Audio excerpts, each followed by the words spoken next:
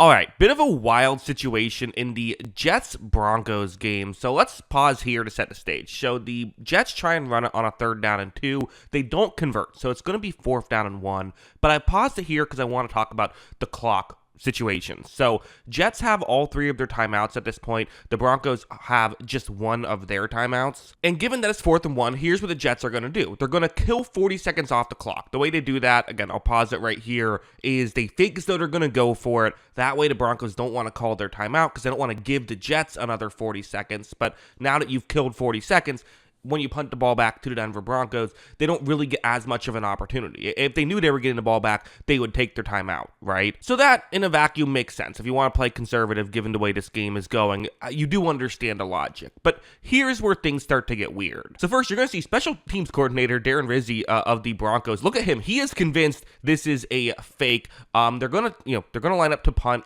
right here. Earlier he was talking to Sean Payton. I think Sean Payton felt okay about just letting the play run. Again, they have a timeout. If they're convinced it's a fake, they can call the timeout, make sure they're set. But I think that they were prepared for this, so they decide, we're going to just trust their guys. Ultimately, this was converted. You still have to get the stop. Broncos were all over it, but it was only 1 yard that the Jets needed. The Jets get it. Aaron Glenn ran onto the field to call a timeout, which you don't see too often. So it sets up a 3rd and 8 a couple plays later. The Jets have no timeouts left, and again, I'm pausing it here to set the stage. 32 seconds left, no timeouts. It's going to be a 4th and 1. So very similar to that last situation. But you would assume if you ran the fake punt, you'd probably be willing to continue to roll the dice and see if you can get points, correct? Well, instead, what you're going to see is this. So they run down the clock once again. I'm going to pause it right here.